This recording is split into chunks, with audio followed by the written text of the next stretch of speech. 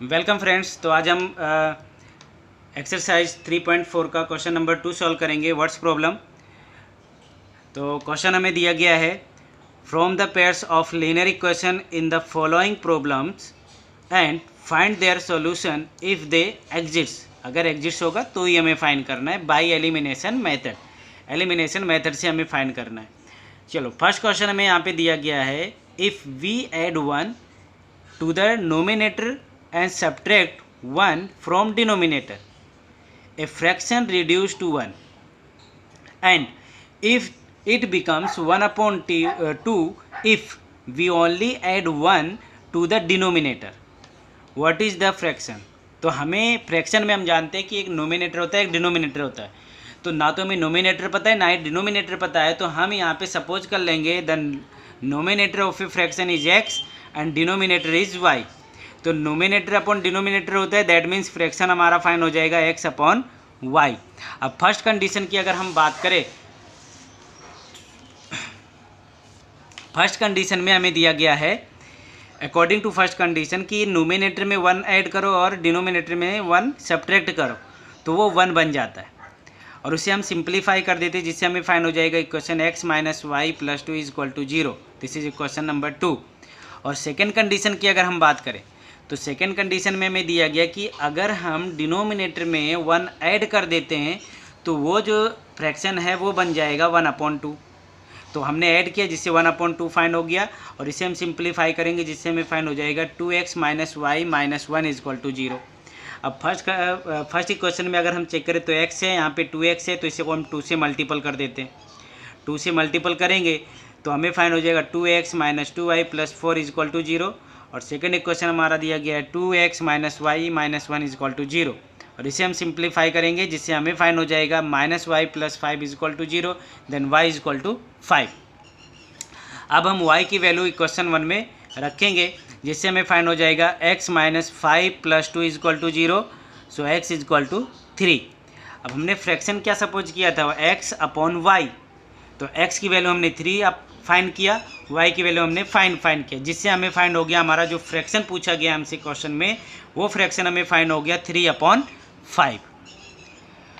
Now second question is find 5 years ago Noori was thrice as old as Sonu. 10 years later Noori will be twice as old as Sonu, and how old are Noori and Sonu। तो यहाँ पे हमें thrice का meaning होता है triple और twice का मतलब होता है डबल। तो यहाँ पे हमें इस तरह से कंडीशन दिया कि 5 years एगो मतलब हो गया पहले, 5 साल पहले नूरी का जो एज था वो सोनी से ट्रिपल था। और 10 years के बाद में, 10 साल के बाद में नूरी का जो एज है वो डबल हो गया किससे, सोनू के एज से। तो हमें बताना है कि नूरी का और सोनू का प्रेजेंट एज क्या होगा। तो हमें पता नहीं है, तो हम यहाँ पे सपोज कर लेते हैं the let the present age of Noori is x year and present age of Sonu is y years. 5 years एगो की अगर हम बात करें, जैसे हम बात करें 10 years का कोई अगर है और 5 साल पहले उसकी क्या एज रही होगी, तो हम क्या बताएंगे 5। हमने क्या किया, 10 में से 5 को माइनस कर दिया, जितने पहले हमें पूछा जाता है उसे हम माइनस कर देते हैं। तो यहाँ पे भी हम माइनस कर देंगे। 5 years एगो क्या रहा होगा, x माइनस 5 रहा होगा और इसका y माइनस 5 रहा होगा। नूरी का जो एज है वो ट्रिपल था किससे, सोनू से। यानी दैट मीन्स अगर हम सोनू के एज को 3 से मल्टीपल कर देते तो नूरी का एज और सोनू का एज दोनों का सेम हो जाएगा, जिससे हमें इक्वेशन फाइंड हो जाएगा x minus 3y plus 10 is equal to 0। तो ये हो गया इक्वेशन नंबर 1। अब हम सेकेंड कंडीशन की अगर बात करें, तो सेकेंड कंडीशन में हमें बोला गया है कि आफ्टर 10 years, आफ्टर 10 years मतलब हुआ कि 10 साल बाद, 10 साल बाद में क्या हो जाएगा, x प्लस 10 और y प्लस 10 हो जाएगा। डबल है तो ट्वाइस हो जाएगा, ट्वाइस 2 से मल्टीपल हो जाएगा और इसे सिंप्लीफाई करेंगे तो हमें एक इक्वेशन फाइंड हो जाएगा x minus 2y minus 10 is equal to 0। ये हो गया सेकेंड इक्वेशन। अब इक्वेशन 1 में से हम इक्वेशन 2 को माइनस कर देते हैं। इक्वेशन 1 हमारा है x minus 3y plus 10 is equal to 0 और सेकेंड इक्वेशन हमने फाइंड किया है x minus 2y minus 10 is equal to 0। तो यहाँ पे हम माइनस साइन चेंज करेंगे जिससे हमें ये फर्स्ट कैंसिल आउट हो जाएगा और ये फाइंड हो जाएगा minus y is equal to 20, sorry plus 20 is equal to 0। और इसे हम सिंप्लीफाई करेंगे तो हमें y का वैल्यू फाइंड हो जाएगा 20, राइट। अब इस 20 को हम इक्वेशन 1 में रख देंगे y की वैल्यू, जिससे हमें y की वैल्यू x की वैल्यू हमें फाइंड हो जाएगा 50, और x की वैल्यू अगर हमें 50 फाइंड हो गया है तो हमने यही सपोज ही किया है the present age of Noori is 50 years, क्योंकि x ईयर सपोज किया तो x की वैल्यू 50 फाइंड हुआ, और सोनू का हमने सपोज किया है 20 ईयर, सॉरी y सपोज किया था तो y इक्वल टू हमने फाइंड किया है 20, तो सोनू का एज होगा 20, राइट।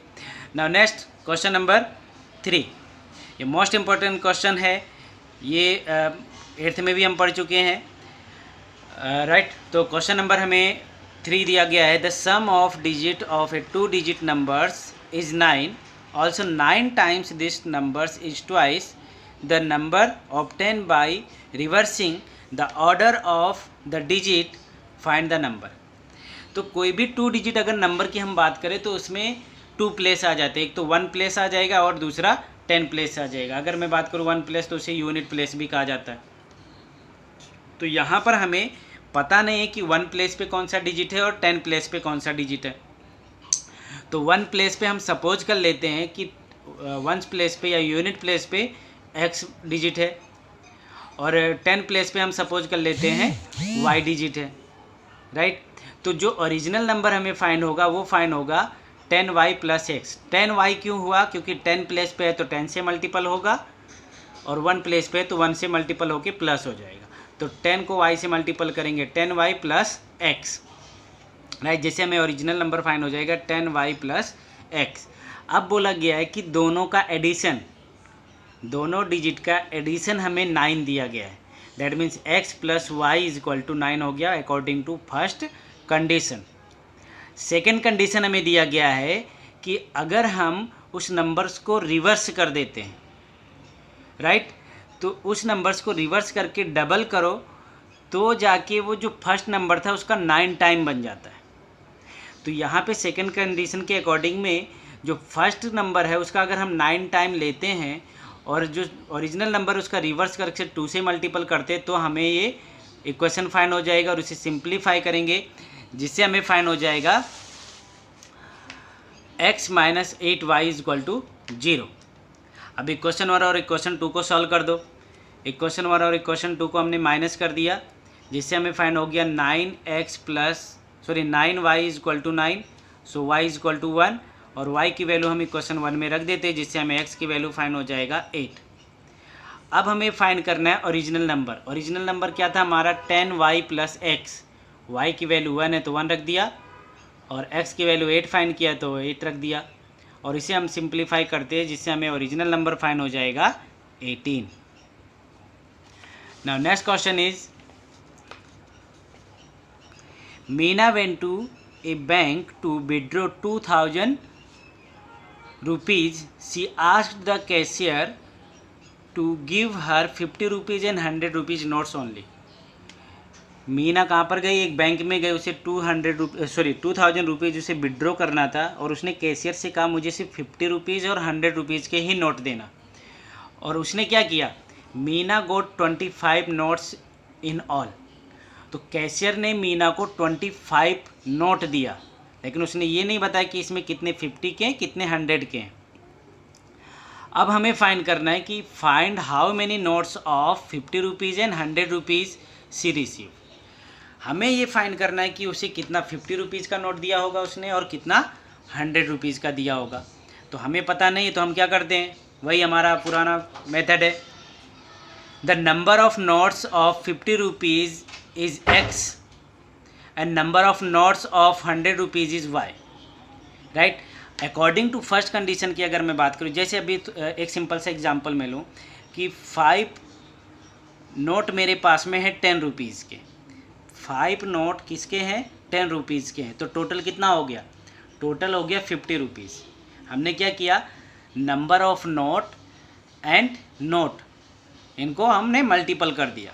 तो इसी तरह से अगर हमें टोटल फाइंड करना है कि 50 रुपीज़ का टोटल रुपीज़ कितना हो गया, तो x को हमें इससे मल्टीपल कर देंगे और इसे y से कर देंगे, तो हमें पता चल जाएगा कि x के टोटल कितने, 50 रुपीज़ से टोटल कितने अमाउंट बन रहा है और 100 से कितना अमाउंट बन रहा है। और जब दोनों को प्लस करोगे तो 2000 फाइंड हो जाएगा टोटल, तो अकॉर्डिंग टू फर्स्ट कंडीशन हमें फाइंड हो गया 50x plus 100y is equal to 2000। इसमें से 50 को हम कॉमन निकाल देते जिससे हमें फाइंड हो जाएगा x plus 2y is equal to 40। This is question number 1, right. Now second, according to second condition हमें यहाँ पे दिया गया है total number of note is 25, यानी दैट मीन्स 50 रुपीज़ और 100 रुपीज़ दोनों के नोट को अगर हम टोटल काउंट करें तो 25 हो जाता है। तो दोनों को अगर हम प्लस कर देते तो 25 फाइंड हो जाएगा, जिससे ये हमें सेकेंड इक्वेशन फाइंड हो गया। अब फर्स्ट इक्वेशन में से सेकेंड इक्वेशन को माइनस कर देते हैं, तो यहाँ पे हमें फाइंड हो जाएगा y इज इक्वल टू 15 और y की वैल्यू हम इक्वेशन 1 या इक्वेशन 2 में रख देते हैं, जिससे हमें x की वैल्यू फाइंड हो जाएगा। तो हम यहाँ पे इक्वेशन 1 में रखते हैं, इससे हमें फाइंड हो गया x इज इक्वल टू 10 10। तो यहाँ पे इसका मतलब ये हुआ कि हमने x किससे सपोज किया था 50 रुपीज़ के नंबर ऑफ नोट को।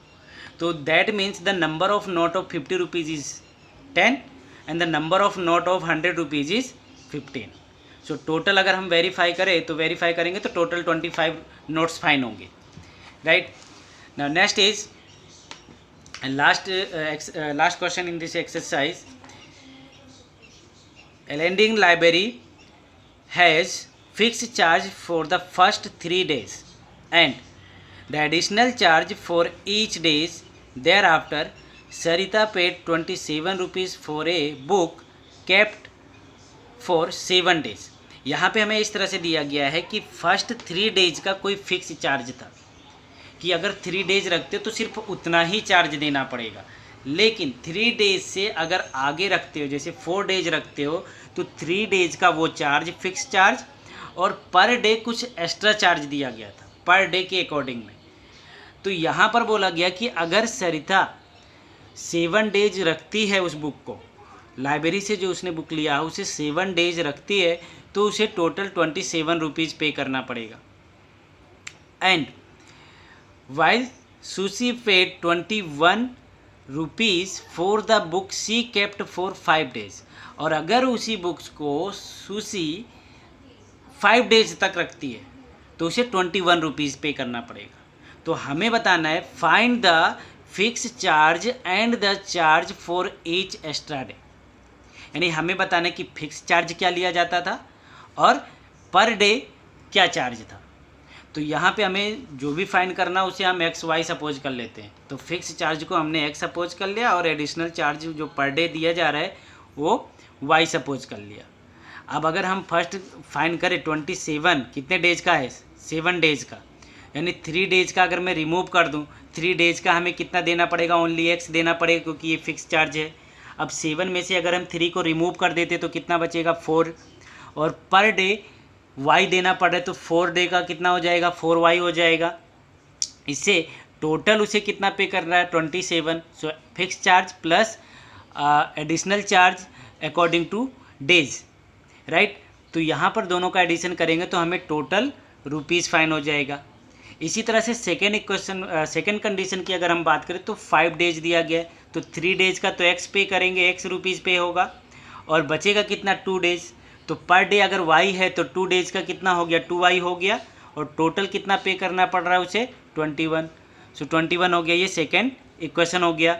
अब फर्स्ट इक्वेशन में से सेकेंड इक्वेशन को माइनस कर दो, जिससे हमें फाइंड हो जाएगा y इज इक्वल टू 3, और फिर हम y की वैल्यू इक्वेशन 1 में रख देते हैं, जिससे हमें फाइंड हो जाएगा x इज इक्वल टू 15।